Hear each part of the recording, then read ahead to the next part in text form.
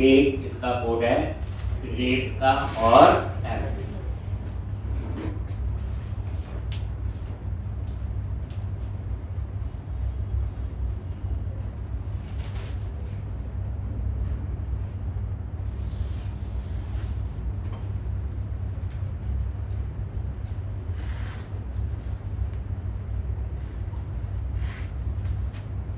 तो right click, photo view, आगे अपसर्ट पे। तो अब हमने यहाँ पे कोड लिखना शुरू कर। सबसे पहले हम मॉडल ऐड करते हैं।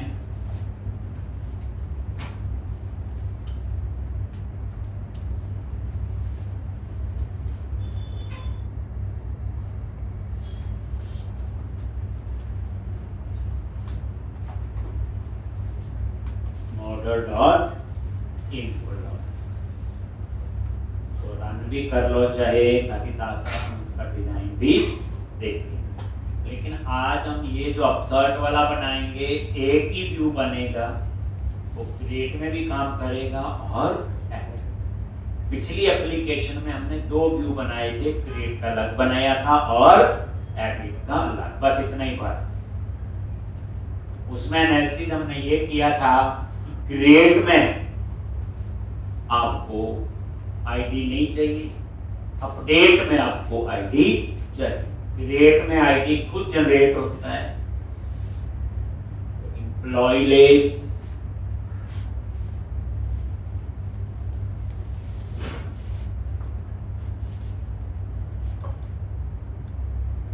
और ऐड न्यू एम्प्लॉय क्लिक किया। ये अब अपसर्ट, अब यहां पे हेडिंग आएगा, क्रिएट है तो न्यू एम्प्लॉय आएगा, और एडिट है तो एडिट एम्प्लॉय। हेडिंग तो एक ही होगा एट ए टाइम। तो यहां पे हम बीसी का रेजर का कोड लिखेंगे, @ करके बताया, और रेजर सिंटैक्स है। सबसे पहले एक वेरिएबल लिया, where title,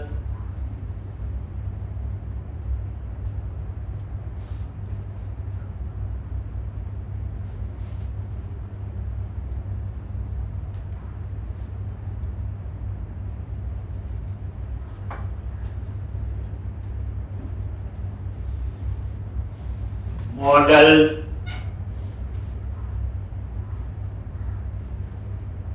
dot ID.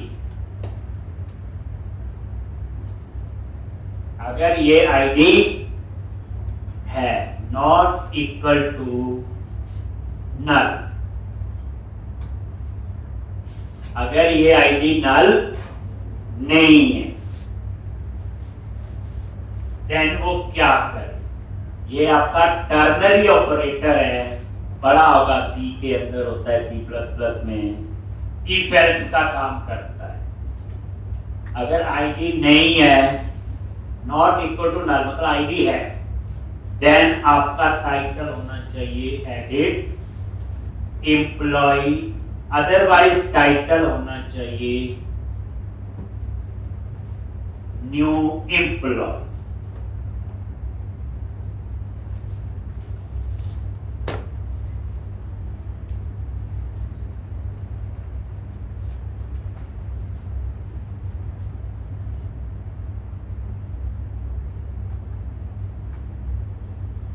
Not equal to null की जगह 0 भी कर सकते हैं, क्योंकि आईडी 1 से स्टार्ट होगा। तो अगर 0 नहीं है तो बात वही है। नल लिखने से ये कह रहा था, बार नहीं दे रहा था, एरर नहीं कहता, आईडी में तो नल हो ही नहीं सकता, तो नॉट इक्वल 0 कर दिया। अगर आईडी 0 नहीं है, इसका आईडी है, देन एडिट एम्प्लॉय, और अदरवाइज न्यू। इसे कहते हैं टर्नरी ऑपरेटर। पढ़ा हो, इफ एल्स हो गया ना, इसके मतलब क्या होता है? अगर ये कंडीशन ट्रू है तो ये वाला पार्ट चलेगा, अगर फॉल्स है तो ये वाला चलेगा। अगर आईडी 0 नहीं है तो ये ट्रू होगा, देन ये आएगा, अदरवाइज ये चलेगा। अब ये सिंगल नहीं, जिनको ये नहीं पता होता वो क्या करते हैं, ऐसे लिखते हैं if model dot ID is not equal to 0, फिर नीचे टाइटल्स को एल्स, जैसे सिंपल इफ एल्स लिखते हैं। ये सिंगल लाइन में इफ एल्स ही हो गया। ये बड़ा यूजफुल है तो हम लोग इसे यूज कर। दूसरा एक आएगा सेव अपडेट।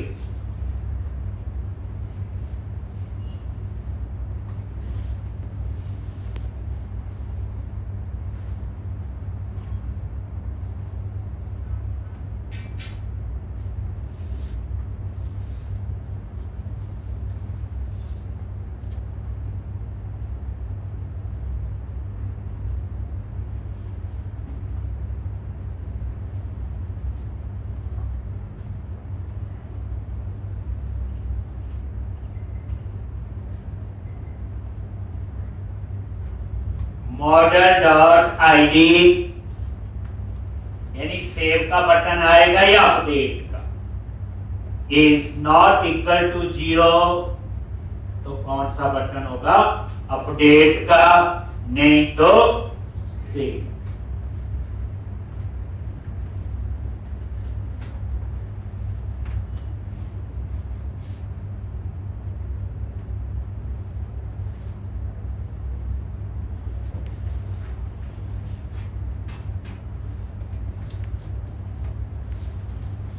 सेव या अपडेट।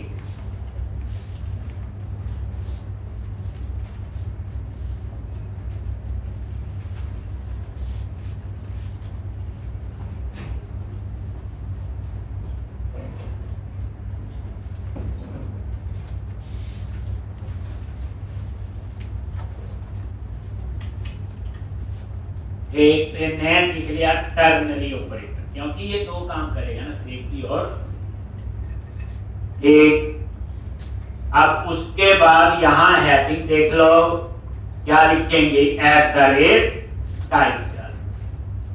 कोई भी वेरिएबल एक्सेस करना है तो एट द रेट आगे लगेगा। ये रेजर सिंटैक्स है, क्लास टैक्स आइकन प्राइमरी, बताइए टैक्स आइकन, बात तो वही है ना, पहले 2 बार लिखना था, अब 1 बार। अब ये देख लो, अभी ये देखो रिफ्रेश किया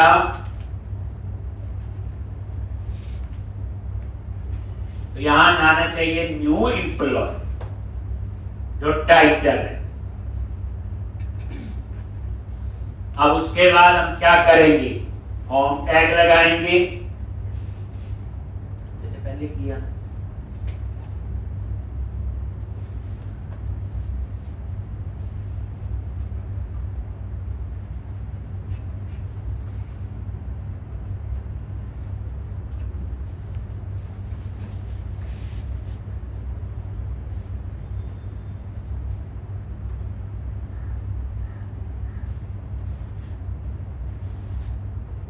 आ गया न्यू एम्प्लॉय।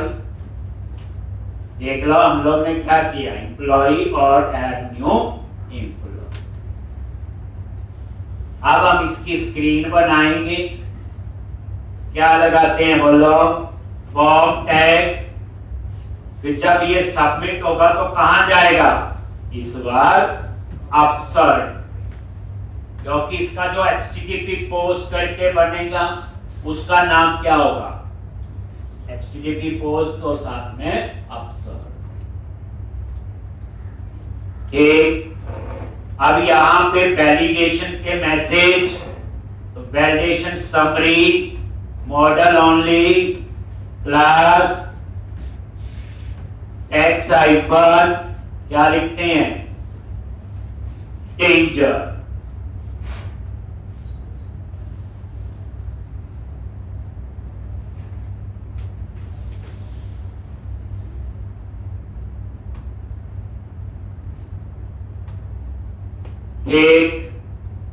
एक हमें आईडी चाहिए, कब, एडिट के केस में, जब अपडेट करेंगे तो वेयर में आईडी चाहिए।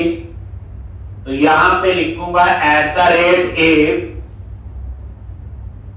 Model dot ID is not equal to 0। अगर ये 0 नहीं है तभी इसके अंदर आएगा। और यहां पे input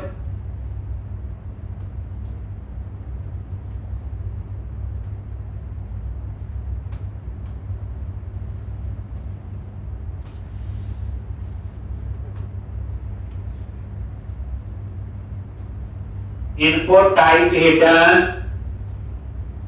ASP4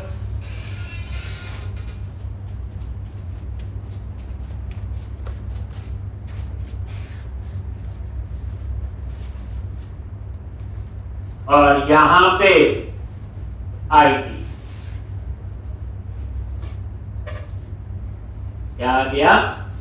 ID. Model dot ID भी लिख सकते हैं, एक या ऐसे आईडी भी आ, एक ही बात है। एक तो इनपुट टाइप हिडन ये नजर नहीं आएगा, लेकिन इसमें डेटा कब आएगा? जब हमने एडिट किया हो, क्योंकि model dot ID not equal to 0 कब होगा? जब आईडी एडिट करेंगे। एक अब उसके बाद आपको बताया हुआ ये ब्रैकेट आगे पीछे आ रही, सेलेक्ट करो कंट्रोल प्लस के प्लस डी। किसके लिए होता? कोड को फॉर्मेट करने के लिए। कंट्रोल प्लस के प्लस डी।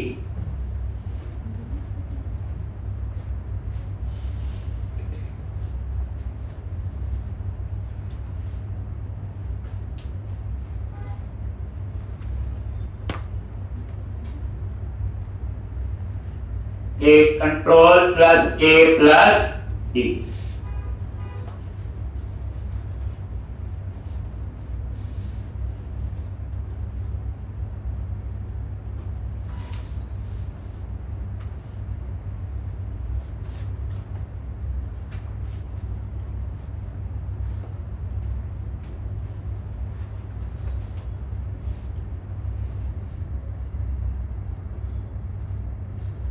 अब यहां पे टेप क्लास रो और ये बॉर्डर दे दिया, हेडिंग भी दे दी और मार्जिन। ठीक, अब इसके अंदर हम क्या करेंगे? फॉर्म ग्रुप रो, उस रो के 12 कॉलम होंगे, 4 में हेडिंग और 8 में टेक्स्ट बॉक्स। ऐसा ही है logic. Tape class design same है, फॉर्म हाइफन ग्रुप और रो आ गया। अब ये एक रो में डेटा आएगा हॉरिजॉन्टल, तो मैंने 4 column tape class call hyphen वो, 4 में क्या आएगा? लेबल। कैसे? हेडिंग देना है, लेबल ASP4 इसके लिए नेम, तो ये नेम आ जाए। बच के 8 कॉलम, तो टेप क्लास कॉल हाइफन 8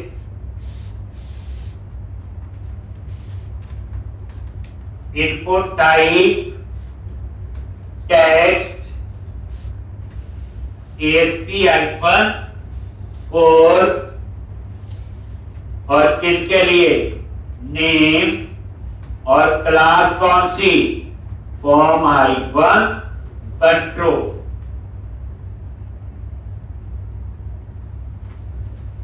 एक और ये देखो,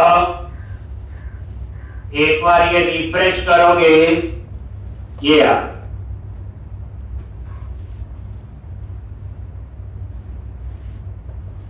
नेम के लिए डेटा एक्सेस करना है तो ASP4 देना ही पड़ेगा। तो किसका? ये और फॉर्म कंट्रोल बताया हुआ पूरा साइज, उस हिसाब से बॉर्डर वगैरह ये बनी बूटस्ट्रैप की क्लास। उसके बाद वैलिडेशन के मैसेज के लिए ये लो जी, name, class, tags icon, danger.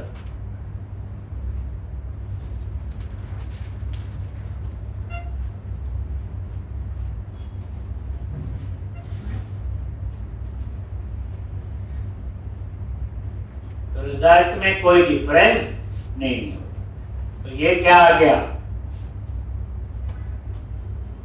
Employee. इसी तरह से एक और फॉर्म ग्रुप रो, किसके लिए, एड्रेस के लिए, ऐसे ही सैलरी के लिए ऐसे बनी। और लास्ट में बटन होगा सेव या अपडेट और back to place.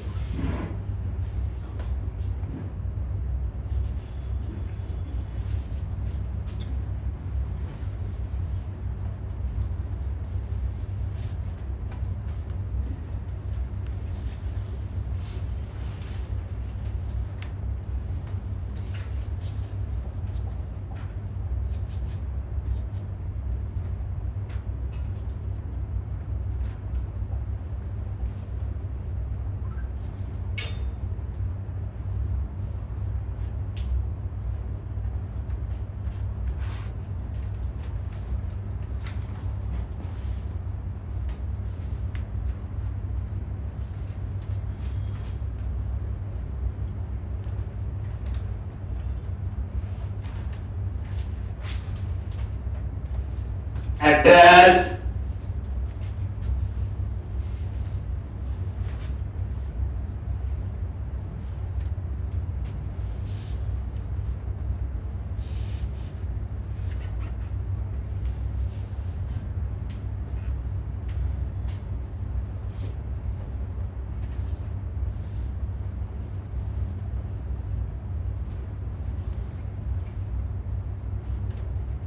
Name, address और ये एड्रेस।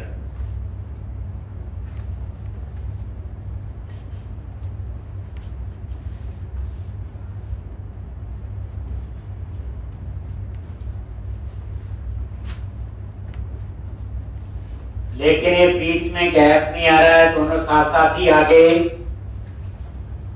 तो क्या करो, फॉर्म ग्रुप रो में भी सेटिंग दे दो और मार्क करो।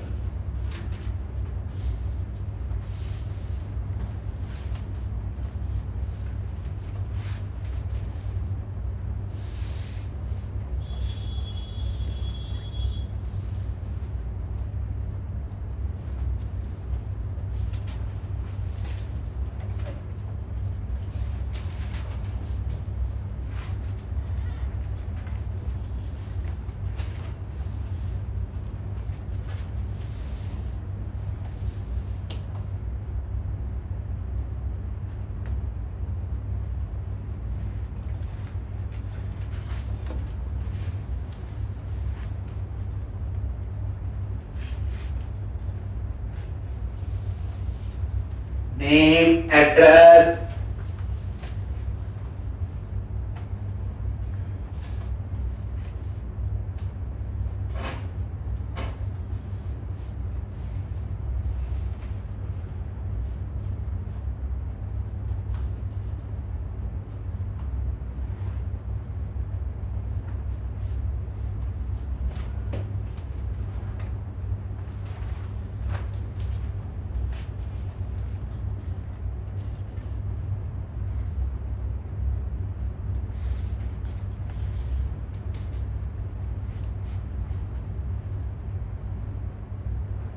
एड्रेस के बाद तीसरा क्या है, सैलरी, यही थे ना।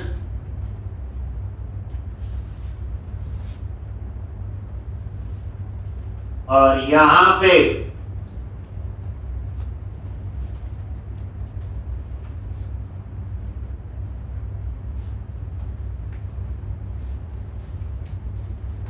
सैलरी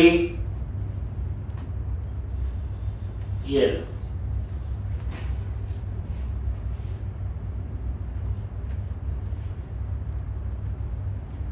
और ये देखो सैलरी में अपने आप ही, तो यहां पे एक तो इसका साइज छोटा कर दो, 8 की जगह 4 कर देते हैं सैलरी।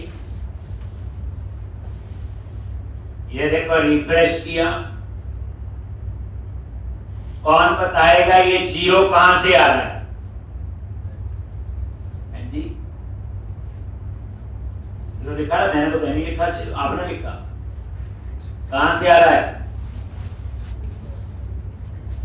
वो कहां पे है डिफॉल्ट वैल्यू, कहां है?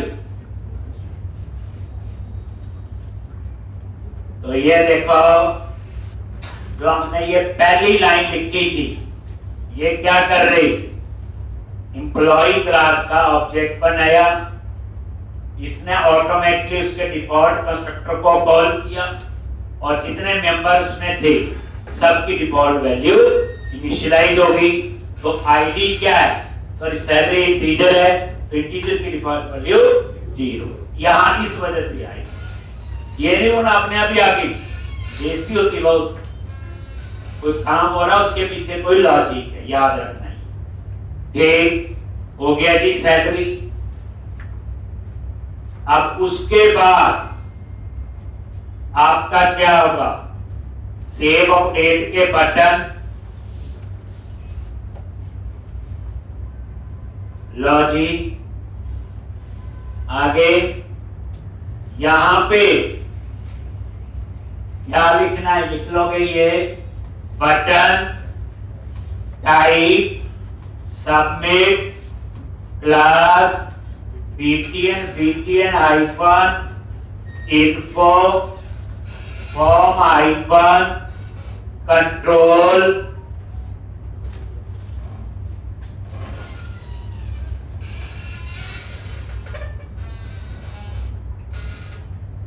और यहां पे @ वही सेव या फिर अपडेट। ये देखो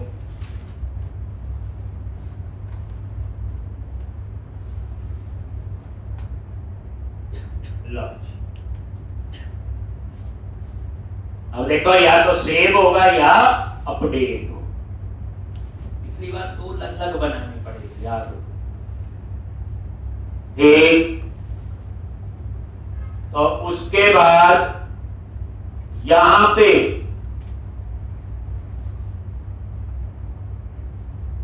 बैक टू लिस्ट क्या लिखेंगे?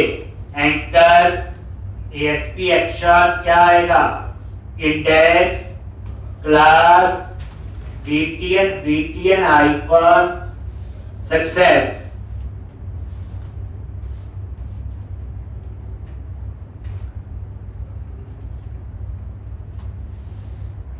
बैक टू लिस्ट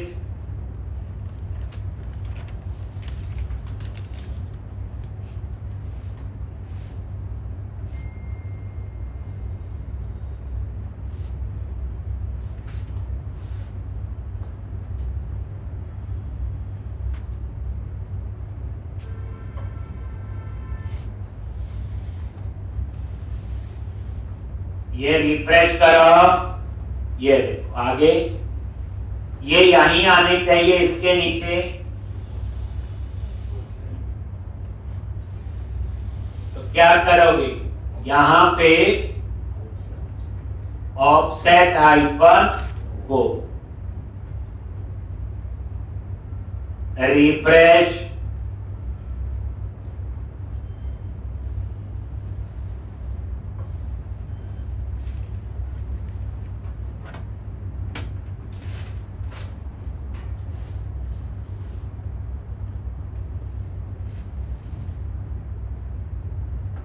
और ये back to list. Add new employee,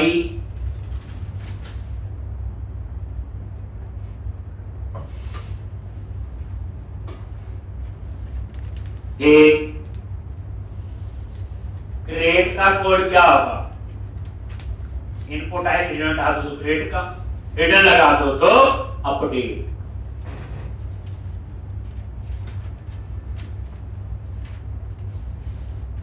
एक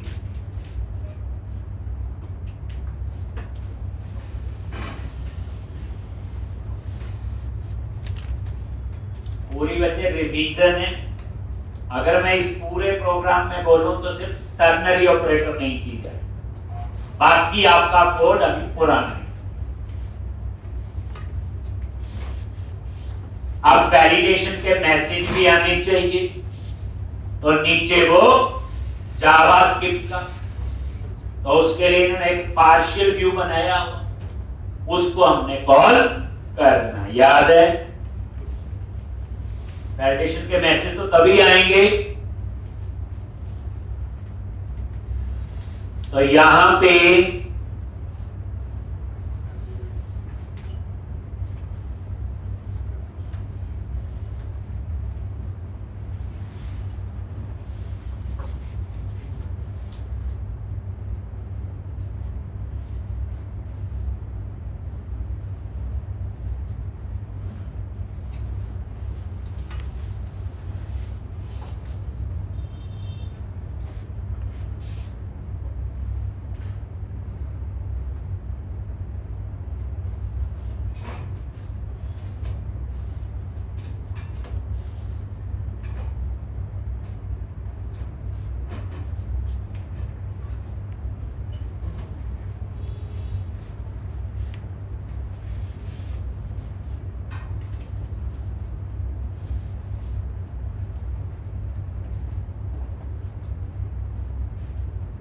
ले आइए, सेव लिखा होता है, कोई फर्स्ट टाइम सिर्फ @सेव और ग्रेट ही है नहीं, पर तो 2 बार कोड लिखा था, अब हमने एक।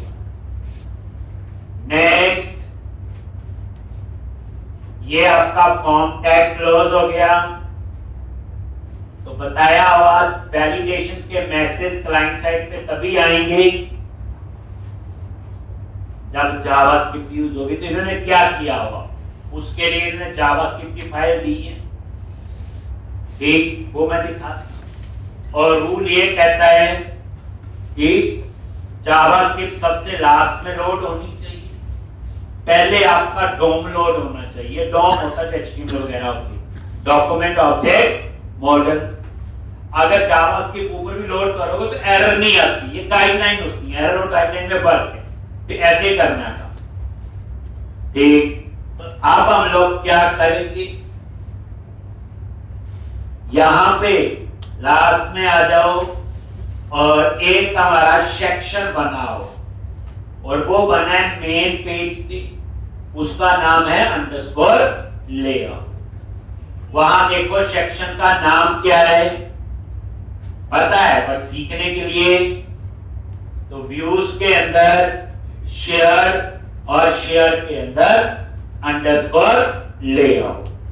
अंडरस्कोर लेआउट में आ गई, और ये देखो सबसे लास्ट में ये रेंडर सेक्शन है, इसका नाम है स्क्रिप्ट्स। तो अब मैं चाहता हूं मेरी जो जावास्क्रिप्ट है वो यहां पे लोड हो जाए, वैलिडेशन 1। तो इस सेक्शन रेंडर सेक्शन के एक ब्लॉक है, जगह बताइए, मार्क कीजिए, तो इसका नाम क्या है, स्क्रिप्ट। तो इस सेक्शन का नाम क्या है बच्चे, स्क्रिप्ट। तो ऑटोमेटिकली क्या करेगा, जो अंडरस्कोर लेआउट है बताया हुआ, वो तो मेन डिजाइन है, ये सारा तो उसके बीच में आएगा, ठीक। तो ये क्या करेगा, हर पेज के लास्ट में, अब आपके माइंड में क्वेश्चन आता है, आप सीधा यही ऐड कर दो, कहानी खत्म पूरे प्रोजेक्ट के लिए। लेकिन किसी पे वैलिडेशन चाहिए, किसी पे नहीं भी, जैसे इंडेक्स पे चाहिए नहीं थी वैलिडेशन, अगर उस पे होगा क्या, वो फालतू में फाइल में लोड होगी। जब जरूरत थी मुझे सिर्फ अपसर्ट में, मुझे डिटेल में जरूरत नहीं, डिलीट में नहीं है, तो फिर उस केस में हम जिस जहां जरूरत होती उसी में, तो ये अपसर्ट नहीं ऐड करें, ठीक। और यहां पे पार्शियली नेम, यहां पे पार्शियल व्यू का नेम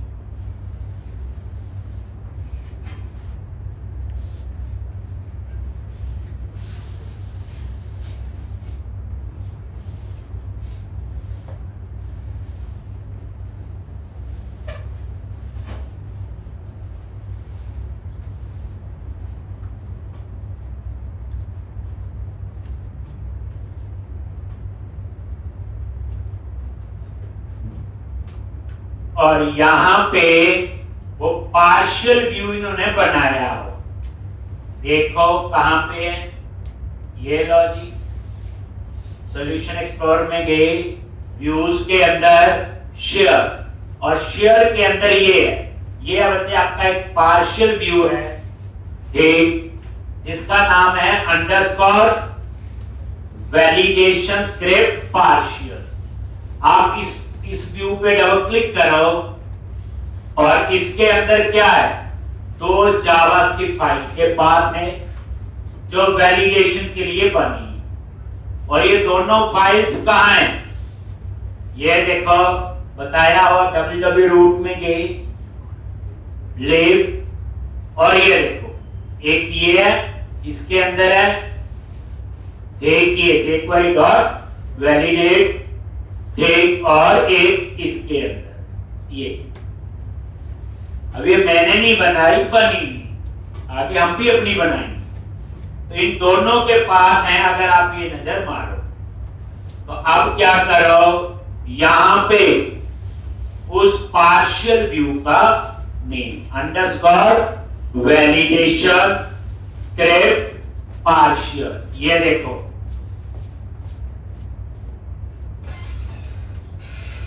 ये नाम है, यहां से आप देख सकते अंडरस्कोर वैलिडेशन स्क्रिप्ट पार्शियल।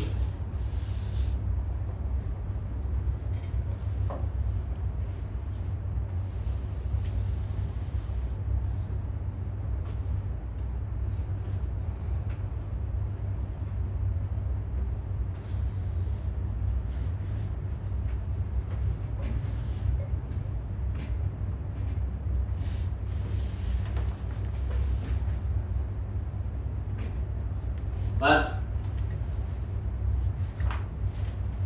अब आप इसे रन करो और ये देखो वैलिडेशन अपना काम करना शुरू क्लाइंट साइड पे, क्योंकि जावास्क्रिप्ट कहां रन होती है, लेकिन गलती से क्लाइंट साइड पे जावास्क्रिप्ट डिसेबल्ड हो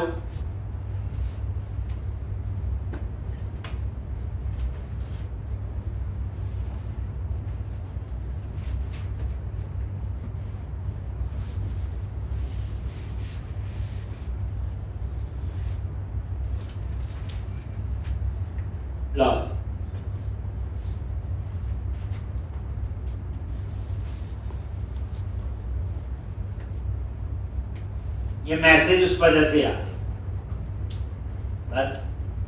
अब अगला क्या है, हम यहाँ पे नेम एंटर करें, यहाँ पे एड्रेस और यहाँ पे सैलरी, और सेव के क्लिक में सारी इंफॉर्मेशन कहां स्टोर होनी चाहिए, डेटाबेस।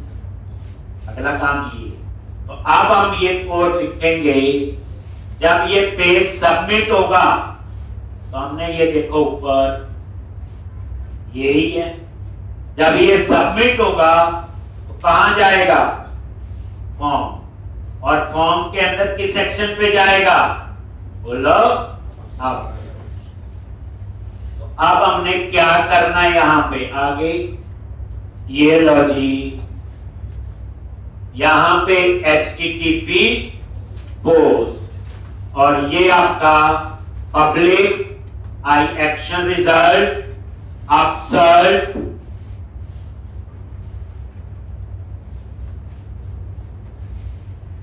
और ये आपका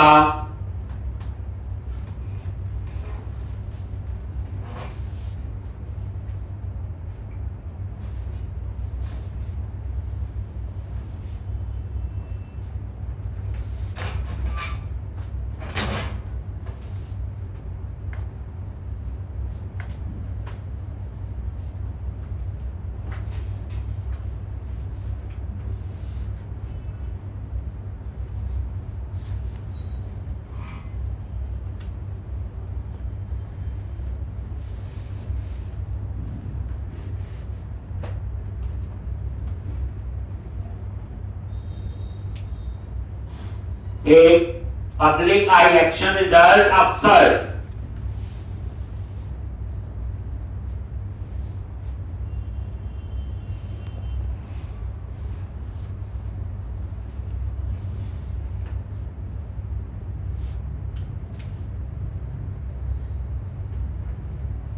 एक अब यहां पे क्या करें, पहले चेक करेंगे एम्प्लॉय में कुछ है कि नहीं।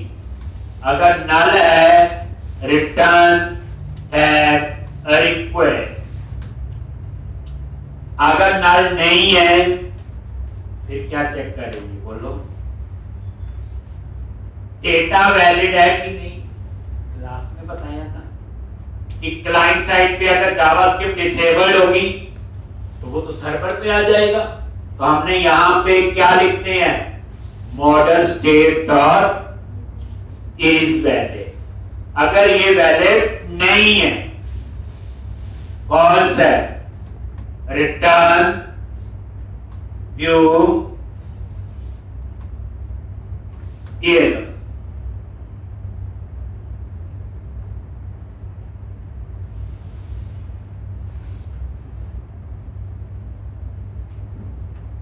Return view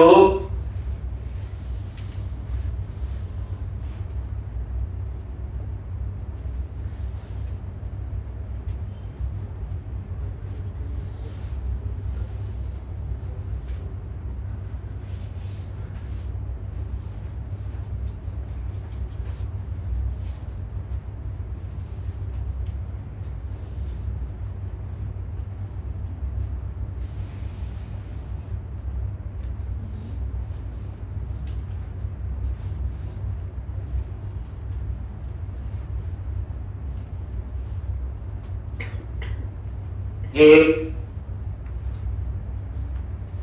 model state dot is valid, अगर ये फॉल्स है देन रिटर्न। ये फॉल्स कब होगा, नोट लगा लेना। इज वैलिड क्या रिटर्न करता है, ट्रू या फॉल्स। ना पता चले F12 प्रेस करो,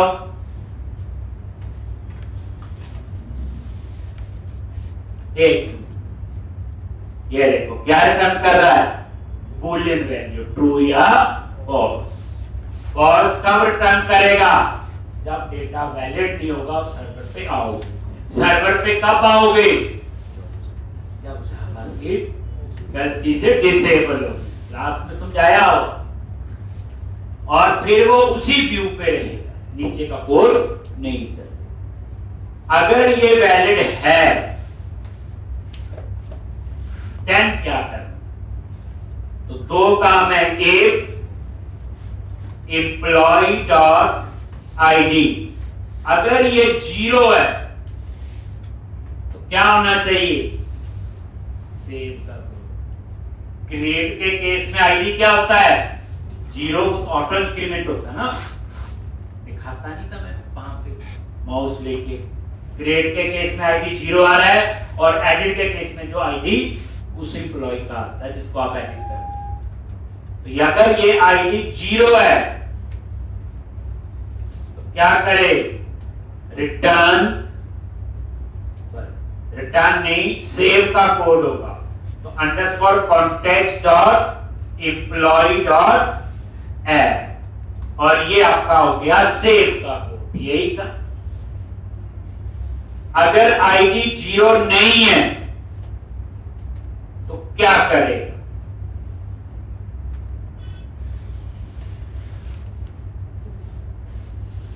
तो कौन सा कोड होगा, अपडेट। एक तो underscore context dot employee dot update, और ये अपडेट बस। और अपडेट होने के बाद, तो अपडेट तो तभी होगा जब आप सेव चेंजेस को कॉल करो, क्योंकि अगर आईडी 0 है तो ये लाइन चलेगी तो सेव करेगा, आईडी 0 नहीं है तो ये चलेगी। अब दोनों के बाद ये तो चलनी चाहिए, तभी डाटाबेस में अपडेशन होगी। और उसके बाद रिटर्न रीडायरेक्ट टू एक्शन, और इसको आप ऐसे भी लिख सकते हो नेम ऑफ इंडेक्स, एक ही बात, या डबल कोट्स में लिख लो चाहे ऐसे। और अब हम यहां पे लगाएंगे बच्चे ब्रेक पॉइंट, इसमें भी लगाएंगे और इसमें, तभी समझ आएगा, टेस्टिंग करेंगे। पहले आप ये लिख लो, अपनी तरफ से सेव का कोड भी हो गया, अपडेट का भी हो गया। पिछले में कितना टाइम लगा, 2 प्रिंटेड बनाए थे, 2 एडिटेड, अब एक ही अपसर्ट से दोनों काम हो।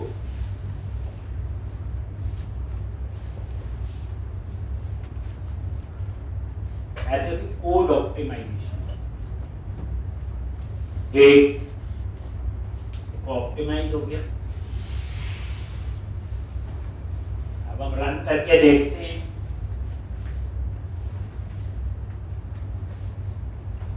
ये लगी employee list, add new employee, ये देखो आ गया। यहां पे ध्यान से देखो, ऐड न्यू पे, और आईडी में क्या आ रहा है, नल। इसका तो क्रिएट का कोड है। और ये देखो नल क्यों आया, क्योंकि टीचर में नल अलाउ है, क्वेश्चन मार्क लगाया। ठीक, F10 ये ऑब्जेक्ट बना, डिफॉल्ट कंस्ट्रक्टर कॉल हुआ, डिफॉल्ट वैल्यू इनिशियलाइज होगी। आईडी अगर नल है तो नल ही है अभी। F10 प्रेस करो और यहीं से वो बाहर हो जाएगा। और ये क्रिएट का ही कोड है, लो जी सीधा बाहर आ गया F10, और फिर ये F आ गया ये। अब यहां पे ये अमित कुमार, एड्रेस, सैलरी और सेव पे क्लिक करो। जैसे क्लिक किया, लो नीचे आगे पोस्ट पे, ये देखो ब्रेक पॉइंट में रुक गया। समझने के लिए ब्रेक पॉइंट बेस्ट है बच्चे। और अब देखो इस एम्प्लॉय में क्या आ रहा है, लो जी इस समय आईडी क्या है, 0, क्योंकि क्रिएट के केस में तो आईडी ऑटो इंक्रीमेंट है। नेम एड्रेस सैलरी क्यू से आ गया, नेम एड्रेस सैलरी क्यू से आ गया। देखो फिर F10 नल तो नहीं है, वैलिड है, यस, आईडी 0। अब ये ऐड करेगा, ऐड के बाद कहां जाएगा, सेव चेंजेस। सेव होने के बाद कहां जाएगा, F10 प्रेस करके समझो, ये ठीक। एक और दोबारा देख लो, ऐड न्यू एम्प्लॉय, आईडी नल है, ये देखो नल है, यहीं से ये आपका आ गया। कंटिन्यू कर दो, और ये देखो सेव। अब यहां पे चेक कर लो, सेव, आईडी 0, बाकी डिटेल व्यू से आ गई। F10 ये स्टेप फॉरवर्ड के लिए है, आईडी 0, ऐड, सेव चेंजेस। जब हम कोड लिखते हैं हमें पता होता है कोड जो है गलत नहीं होता, हम लिखते हैं गलत। अब जैसे हमने सोचा वैसे लिखा, अगर वैसे नहीं चल रहा तो ठीक करो फिर, और क्या, सेव, और ये देखो इंडेक्स पे आ। अब आप एडिट पे क्लिक करो, दूसरा सिनेरियो देखो, जैसे एडिट पे क्लिक किया, ये लो जी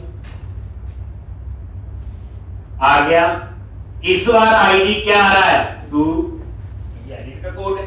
अब ये आईडी कहां से आया, बताओ, एडिट का बटन कहां लगा हुआ,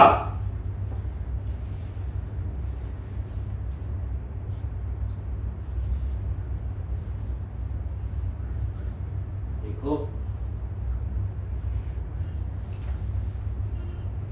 ये आईडी कहां से आया, यही थी ना, कहां से आया,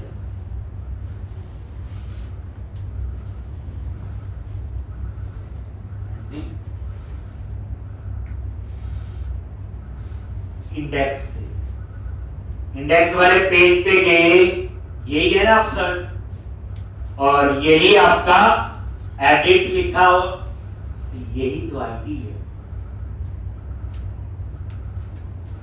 एक ये आईडी उसका कहां से आ रहा है, पैरामीटर। ये देखो, अगर कोई चीज ना पता चले तो उसके समझो, मैं ये थोड़ी कह रहा हूं कि आ गया पहली बार समझ, नहीं पता। ये आईडी आ रहा है इंडेक्स से, जो एडिट का हमने बटन लगाया। अब आप वापस फिर F10, ये देखो इस बार कोड कौन सा चला, ये बार आईडी नल नहीं। अब इसमें उसने फाइंड किया, अब ये उस एम्प्लॉय की इंफॉर्मेशन इसमें आ गई, ये देखो आगे पूरी डाटाबेस से। अब ये नल तो नहीं है, तो ये रिटर्न किसको कर दूं, व्यू को, तो ये फाइंड का कोड है। ये लास्ट की 3 लाइन क्या है, फाइंड। और ये देखो कंटिन्यू कर दो, एडिट एम्प्लॉय लिखा आ गया, डेटा आ गया, और ये अपडेट का बटन हो गया। अब ये विकास कुमार राणा है, सैलरी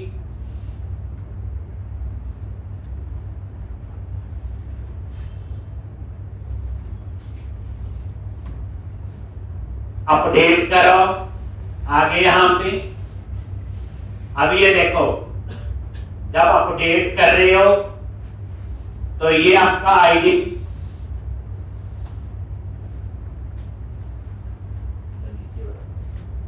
अपडेट ये आ गया यहां पे, और ये एम्प्लॉय में देखो इस बार क्या आ रहा है, ये देखो विकास कुमार राणा और सैलरी, लेकिन ये आईडी भी 2 आ गया। ये 2 कहां से आया, रिटर्न से। कहां से आया, रिटर्न से। ये जो हमने रिटर्न ये लिखा, ये वाला यहां से है, मतलब पहली बार तो चीज समझनी है बच्चे, लिखने पे जोर नहीं देना। अब उसके बाद F10 नल तो नहीं है,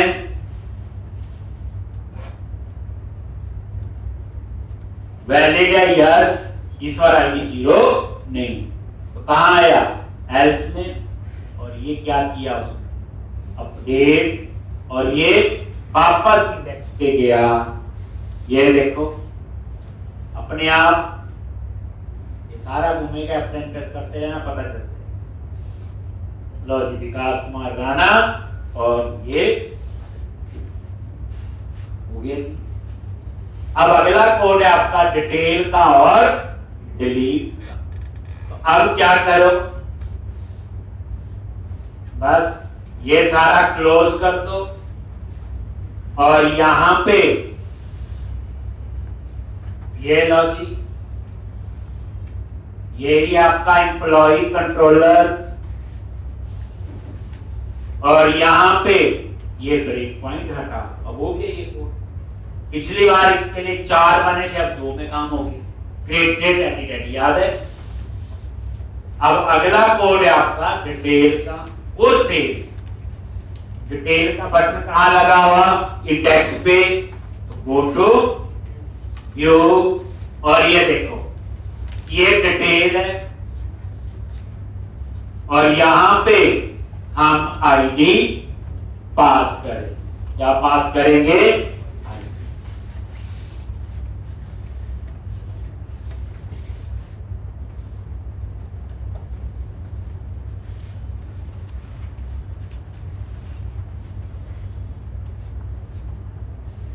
एक, तो ये डिटेल और आईडी पैरामीटर, ये बच्चे सेम जो हमने पहले किया। ये लो जी, पब्लिक आई एक्शन रिजल्ट डिटेल और ID parameter.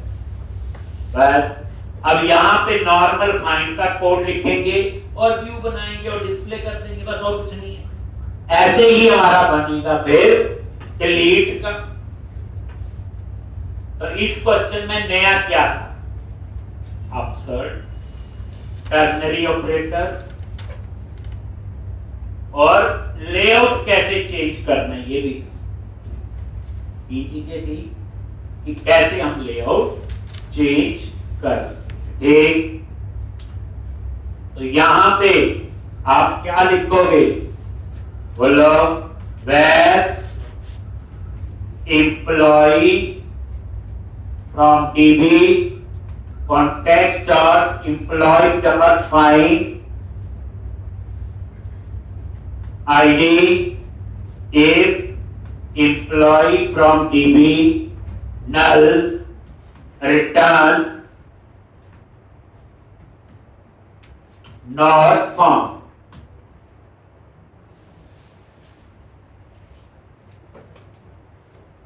Null or not found. Otherwise, return view employee from T. ये पता ही नहीं, प्राइमरी की पे फाइंड। अब हम डिटेल नाम का क्या बनाएंगे? व्यू बनाएंगे। अरे वहां डिस्प्ले आपने लिखा हुआ पुराना ही हो, डिलीट का ही पुराना, बट इसमें नया क्या सिखाऊंगा? Multiple layout. जैसे मान लो एक यूजर लॉगिन करे तो लेआउट कोई और, दूसरा यूजर लॉगिन करे तो लेआउट कोई और। मल्टीपल लेआउट कैसे अप्लाई? सिंपल तो मैंने बता दिया, कुछ नहीं करना, बूटस्ट्रैप से थीम उठाया और बूटस्ट्रैप की फाइल में चेंज किया, रिफ्रेश किया, हो गया। लेकिन मल्टीपल, जैसे प्रोजेक्ट में क्या होता है, मान लो एडमिनिस्ट्रेटर वाले यूजर है, इसका डिजाइन अलग आना चाहिए। नॉर्मल यूजर है जो शॉपिंग करने वाले, उसका डिजाइन अलग आना चाहिए। तो उसके लिए आपको क्या पता होना चाहिए? मल्टीपल लेआउट कैसे अप्लाई करें। एक अभी आप इतना करके आओगे, कल हम लोग कंप्लीट करेंगे और उसके बाद नेक्स्ट एप्लीकेशन बनाएंगे, फिर रिवीजन होगी। उसमें नया ये है कि मल्टीपल टेबल्स कैसे अप्लाई हो। इतना आप लोग करके हो।